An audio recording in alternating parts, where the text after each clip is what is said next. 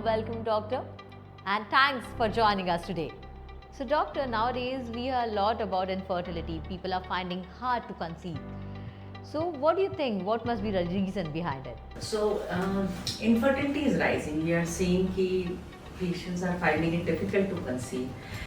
उसके बहुत सारे कारण हैं, जिसमें से पहला कारण है increasing age when they are getting married. Females are getting married much later. They are focusing more on their career. And getting married late, biological clock is always ticking in the body. हर औरत को कुदरत ने जो rule बनाया कि 28 से 30 दिन में पीरियड्स आने चाहिए। अगर हम जितनी सोसाइटीज़ पीसीओएस सोसाइटीज़ उन सब की डेफिनेशन देखें तो वो कहते हैं 24 दिन से पहले पीरियड्स नहीं आने चाहिए और 35 से 38 दिन से पीरियड्स लेट नहीं आने चाहिए। इसके हिसाब से हर औरत को मिनिमम 8 से 10 बार माहवारी जरूर आनी चाहिए एक साल में। अगर ये माहवारी घट के 2 से 3 या 3 से 4 बार रह जाती है तो ये बहुत ही अलार्मिंग साइन है।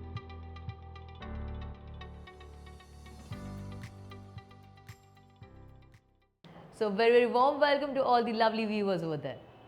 Welcome back to another episode of Vocalist Media, where we have an enriched conversation with some leading doctors. And today we have another sensitive topic, I must say. PCOS, infertility and reproductive health of females. ये चीज़ जो है इसके बारे में जागरूकता थोड़ी सी तो फैल चुकी है, but on the same side अभी भी बहुत सारी चीज़ें हैं जो पता लगना बाकी है. And for the same reason we have doctor Gitanjali Kaur with us from Pal hospital Ludhiana. So a very very warm welcome doctor and thanks for joining us today. So doctor, nowadays we hear a lot about infertility. People are finding hard to conceive. So what do you think? What must be the reason behind it? So, infertility is rising. We are seeing कि patients are finding it difficult to conceive.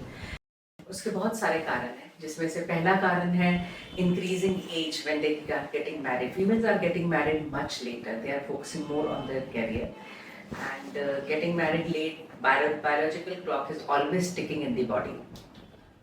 ये biological clock जो है, अब आजकल हम ये भी देख रहे हैं बहुत यंग एज में भी लोगों के ovarian reserve कम हो रहा है. So yes, first factor is age, second is lifestyle habits, dietary habits, obesity, मोटापा जो कि बहुत ज़्यादा बढ़ रहा है. लोग बहुत sedentary हो रहे हैं और sedentary होना, मोटापा होना, ये दोनों भी एक बड़े इंपॉर्टेंट कारण है जिनके करके इनफर्टिलिटी का इंसिडेंस, पीसीओएस का इंसिडेंस दोनों ही बढ़ रहा है. तीसरी चीज़ फ्रीक्वेंसी ऑफ इंटरकोर्स, वो भी मैरिड कपल्स में बहुत कम हो रही है. For a healthy married life, for a patient to be able to conceive naturally, the minimum intercourse frequency should be more than 4 times in a month. आजकल वो frequency भी बहुत ज़्यादा डाउन जा रही है. Mobile phones, Netflix, all of these OTT platforms, ये भी एक बहुत बड़ा कारण है इन सब चीज़ों के राइज होने का. So as we are talking already about rising infertility, I just wanted to ask you that where does the actual concern lies? Is it more about the male or the female? दोनों का ये part होता है. हम ऐसे लेते हैं कि 40% मेल, 40% फीमेल और 20% दोनों में ही फॉल्ट होती है. सो ऑल इन ऑल अगर हम 100% ले तो उसमें आधे के करीब दोनों का ही हिस्सा होता है. बहुत बार यस, मेल पार्टनर्स रेडी ही नहीं होते ट्रीटमेंट कराने के लिए. घर में ऐसा माहौल होता है कि सोचा ही नहीं जाता कि मेल पार्टनर्स के भी टेस्ट कराए जाए. तो दिस सिनेरियो इज चेंजिंग. अभी इतना ज़्यादा नहीं है. मेल आते हैं, हस्बैंड वाइफ यूजुअली आते हैं. मेट्रो सिटीज़ में बहुत ज़्यादा, लुधियाना में भी अब ऐसा नहीं है कि हस्बैंड्स आते ही नहीं हैं, आते हैं यहाँ पे और अपने टेस्ट भी आराम से करा ही लेते हैं. बहुत कम, बहुत रेयर हो गया कि मेल्स अपने टेस्ट नहीं कराते. बट हाँ, प्रॉब्लम्स दोनों तरफ ही आती हैं. ओबेसिटी दोनों में ही बढ़ रही है, मोटापा दोनों में बढ़ रहा है, मेल हो चाहे फीमेल हो. उसके साथ उससे related hypertension, diabetes is coming at much earlier age, thyroid problem, everything is coming at much earlier age. And I always say testis और ओवरीज हमारी बॉडी के सबसे नाजुक, सबसे कोमल अंग है और इन ये काम करना सबसे लेट शुरू करते हैं और काम बंद करना भी सबसे जल्दी करते हैं. सो हेल्थ स्पैन और लाइफ स्पैन दोनों ही टेस्टिस और ओवरीज का सबसे शॉर्ट होता है. और जब भी हमें कोई भी क्रॉनिक डिजीज जो कि ओबेसिटी से शुरू होकर डायबिटीज, हाइपरटेंशन तक जाता है, तो इन दोनों ही ऑर्गन्स के फंक्शन सबसे पहले इफेक्ट होते हैं. और जब इन ऑर्गन्स के फंक्शन इफेक्ट होते हैं तो इनफर्टिलिटी उसका बाई प्रोडक्ट हो जाता है. So yes, doctor, once the patient starts consulting with you, you must have seen some scenarios where the family also comes along with the patient. So ये सारी जो ट्रीटमेंट एंड ये जो process है, इसको उनका नज़रिया किस हिसाब से देखता है? Is it seen as a disease या कोई खराबी है और अ मैल फंक्शन और समथिंग, किस तरह उनका नज़रिया होता है? Can you please let us know about it as well? For a female, it is always lot of burden because still society में onus female के ऊपर ज़्यादा होता है. So fertility is, I always say, fertility is unless proven otherwise, it's something that is a gift from God. So I always advise couples कि जरूर बहुत ज़्यादा delay नहीं करना चाहिए fertility को, and you should always have your first child as soon as possible. Stigma तो जरूर है, मतलब अगर infertility is still a stigma, but yes, nowadays in modern medicine we have lot of options where almost all couples can conceive. नहीं, देखो जो ovaries की सौगात है वो तो एक औरत is any child is born with the number of eggs जो कि पूरे उसकी लाइफ टाइम में रिलीज होंगे, वो उसकी माँ ने उसको ऑलरेडी एज ए सौगात दिए होते हैं. तो ओवरीज में जितने फॉलिकल्स ने निकलना होता है through out the reproductive period, वो जिस दिन औरत पैदा होती है उस दिन से उसकी ओवरीज में होते हैं वो सारे फॉलिकल्स. कुछ चीज़ें जेनेटिक होती हैं, कुछ एपिजेनेटिक्स होती है. एपिजेनेटिक्स का मतलब है आपके रोज़ की रहनी सहनी और उसका जो इफेक्ट आपकी लाइफ के ऊपर आ रहा है वो एपिजेनेटिक्स होता है. और एपिजेनेटिक्स का रोल आजकल बहुत ज़्यादा हो रहा है.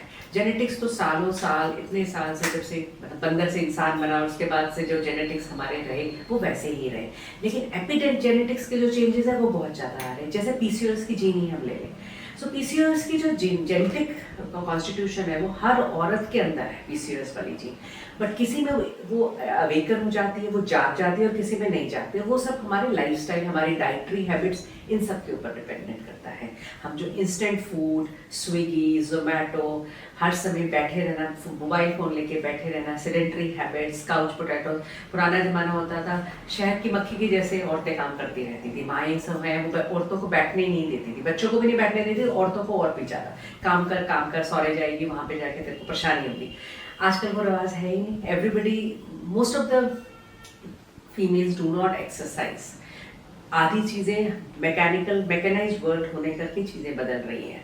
हमारे पास हर चीज़ के लिए मशीन है, वॉशिंग मशीन आ गई है, डिश वॉशर आ गए हैं, हम चल के कहीं नहीं जाते, हम कारों में जाते हैं, साइकिल कोई नहीं चलाता. इसीलिए जितना इंडस्ट्रियलाइज्ड वर्ल्ड हो रहा है, जितनी ज़्यादा डेवलप्ड कंट्री है, वहाँ आपको ज़्यादा लोग साइकिलिंग करते, सुबह सुबह एक्सरसाइज करते नजर आएंगे, क्योंकि वो सब इस चीज़ों की असर भुगत चुके हैं अपनी हेल्थ के ऊपर. और हम अपनी कंट्री में देखेंगे तो हमें एक्सरसाइज करता तो कोई नहीं नजर आएगा, बट रात को इतने सारे रोज़ नई एक ईट आउट खुली होगी और वहाँ पे सारे लोग बैठ के खाते जरूर नजर आएंगे. So doctor, as we know now that PCOS is also a main reason for infertility. तो ऐसे कोई symptoms है जिसकी वजह से हमें पता चल सकता है that we do have PCOS? Young girls में मेंस्ट्रुअल रेगुलरिटी बहुत इंपॉर्टेंट होती है. जब भी एक लड़की के पीरियड्स शुरू होते हैं तो पहले 2 साल कई बार पीरियड्स लेट आते हैं. उन 2 सालों में 45 डेज तक भी अगर पीरियड्स नहीं आते तो भी वो ओके होते हैं. बट 2 साल के बाद एक्सेस, जो HPO एक्सेस हम कहते हैं, वो सेट हो जाना चाहिए. और उसके बाद पीरियड्स जो है वो टाइम से महीने के महीने आने चाहिए. हर माँ की ये ड्यूटी है कि वो अपनी बेटी को ये सिखाए कि पीरियड्स नोट करने हैं, और पीरियड्स आ रहे हैं नहीं आ रहे हैं वो जरूर नोट करें. मोस्टली बच्चों के पास मोबाइल फ़ोन होते हैं या बच्चे आजकल सब पढ़े लिखे होते हैं, तो मेंस्ट्रुअल डायरी मेंटेन करना एक बहुत इंपॉर्टेंट चीज़ है. और एक माँ का एक ये ड्यूटी है कि वो देखे कि उसकी बेटी को ठीक से माहवारी आ रही है कि नहीं आ रही, क्योंकि सबसे पहला क्लू महावारी टाइम पे ना आना होता है, महावारी का डिले होना होता है. उसके बाद नेक्स्ट है मोटापा, बहुत बड़ा मोटापा आना. पेट, खासकर अगर बच्चों का पेट बढ़ने लग जाता है, उसका मतलब है कि कहीं ना कहीं कोई परेशानी आ रही है, जिसको हम विस्टर्न फैट कहते हैं. तीसरी चीज़ जो है ठीक से सोना. बच्चे आजकल सो नहीं रहे. स्लीप जो है वो बहुत इंपॉर्टेंट है. हम लोग उल्लू नहीं है. बहुत सी कंट्रीज में भी यहाँ देखा गया कि जहाँ लोग रेगुलर नाइट शिफ्ट करते हैं वहाँ पे उनकी हेल्थ बहुत इफेक्ट होती है. इसीलिए सर इंडस्ट्री में भी ये रूल है कि कोई भी बंदा रेगुलर नाइट शिफ्ट पे नहीं हो सकता. So sleeping 5 to 7 hours of good night sleep is very important to reboot yourself. ये देखा गया आदम से जो है ना स्लीप की जीन्स वो प्रिजर्व्ड है. इंसान ने इतनी तरक्की कर ली बट फिर भी उसे 5 से 7 घंटे सोने की ज़रूरत है। स्लीप जो जीन्स है उनका खात्मा नहीं हुआ, क्योंकि जब बंदा सोता है वो ना तो अपना खाना जुटा सकता है, ना ही किसी प्रेडेटर से बच सकता है, ना ही वो मेट कर सकता है, मतलब और बच्चे पैदा कर सकता है, कोई भी प्रोडक्टिव काम नहीं कर सकता। फिर भी स्लीप बहुत इंपॉर्टेंट है हमारे लिए, आध अंत से इम्पॉर्टेंट रही है। सो वो स्लीप की इंपॉर्टेंस जो यंगर जनरेशन भूल रही है, वो भी उनके इल हेल्थ का बहुत बड़ा कारण है। Doctor, do you believe that there are any kind of habits that we can follow and avoid having PCOS?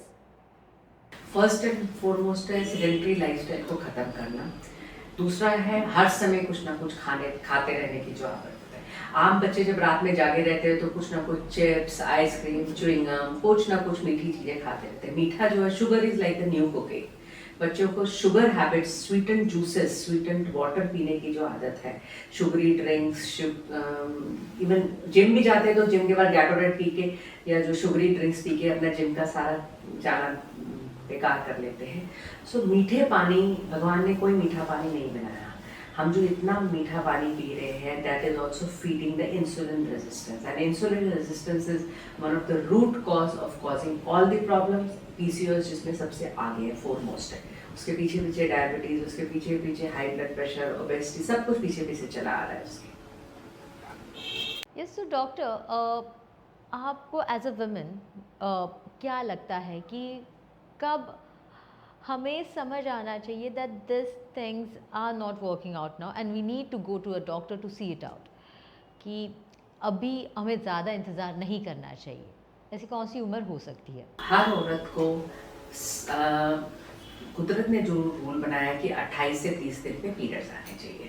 अगर हम जितनी सोसाइटीज़, पीसीओएस सोसाइटीज़, उन सबकी डेफिनेशन देखें तो वो कहते हैं 24 दिन से पहले पीरियड्स नहीं आने चाहिए और 35 से 38 दिन से पीरियड्स लेट नहीं आने चाहिए। इसके हिसाब से हर औरत को मिनिमम 8 से 10 बार माहवारी जरूर आनी चाहिए एक साल में। अगर ये माहवारी घट के 2 से 3 या 3 से 4 बार रह जाती है तो ये बहुत ही अलार्मिंग साइन है, और इस समय मदर्स को ख्याल करना चाहिए कि उनको यंग गर्ल्स को डॉक्टर्स के पास लेके जाना चाहिए, क्योंकि ये कुदरत का बनाया रूल है। इट इज़ समथिंग लाइक अगर आप कॉन्स्टिपेटेड होगे तो आप ये तो नहीं कहोगे ना कि मैं दवाई से क्यों अपने आप को पेट क्लियर करूँ। आप कुछ ना कुछ करते हो ना, दवाई लोगे, बैठे तो नहीं रहोगे ना। इसी तरह पीरियड्स है, पीरियड्स का भी जो नियम है ये कुदरत का बनाया नियम है, भगवान का बनाया नियम है, किसी भी डॉक्टर का बनाया नियम नहीं है। सो जब ये नियम टूटता है, जब भी शरीर में नियम टूटते हैं तो साथ में बीमारी आती है।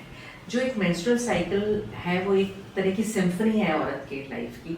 उसमें पहले हाफ में कुछ हार्मोन्स आते हैं, सेकेंड हाफ में कुछ हार्मोन्स आते हैं, वो उसका एक मेंटल बैलेंस, उसका साइकोलॉजिकल बैलेंस, उसका स्लीप पैटर्न, हर चीज़ को रेगुलेट करती है।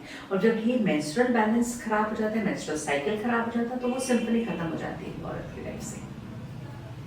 तो डॉक्टर, जब एक औरत इनफर्टिलिटी, पीसीओएस, इन सारी चीज़ों से जूझ रही होती है, तब बहुत सारे hormonal imbalances and hormonal issues भी चल रहे होते हैं, बट इस सब में एक कॉन्फिडेंस का लेवल जो है वो ड्रॉप होना, या फिर अलग अलग थॉट प्रोसेसेस, ओवर थिंकिंग, इस सारे फेज़ में एक फैमिली को किस तरह सपोर्ट करना चाहिए and what a role a family plays in it? Life पहले, सबसे पहले पेरेंट्स और बाद में life partner, all of this matters, because जब भी पीरियड्स की रेगुलरिटी आती है उसके साथ हेयर ग्रोथ एक्सेसिव होना, स्पेशली एट रॉन्ग प्लेसेस, सिर के बाल कम होने लग जाते हैं और शरीर में अदरवाइज बाल ज़्यादा आने लग जाते हैं। उसके साथ ही एक्ने होने बहुत ज़्यादा, एक्ने मतलब पिंपल्स बहुत ज़्यादा होने लग जाते हैं, शरीर ऑयली हो जाता है, मोटापा आ जाता है। इसके साथ आजकल सोशल मीडिया का ज़माना है, पेशेंट कॉन्फिडेंट नहीं फील करता बिकॉज सोशली उसको लगता है कि I am not in a fitter body size, fitter body image, अपनी बॉडी इमेज पेशेंट की इफेक्ट होती है।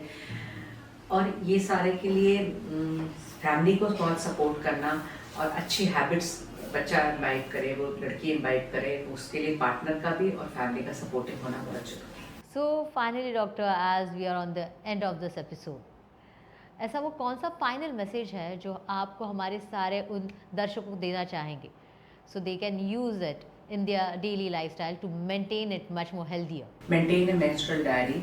Do not have a sedentary lifestyle. Exercise regularly. Sleep on time. Eat on time. Do not keep on eating all the times. Do intermittent fasting and have a good body image and work hard toward your health. Your health is, do not take your health for granted. You have to work hard to create good health for yourself. Thank you for watching us. I believe आज के इस video से आपको बहुत सारी जानकारी मिली होगी IVF, PCOS, reproductive health के बारे में, जिसके बारे में आज भी अवेयरनेस की बहुत ज़्यादा ज़रूरत है। For more such informative video keep watching our channel. Till that time I am your anchor Samyukta signing off. Eat healthy, keep moving and sleep well. Thank you.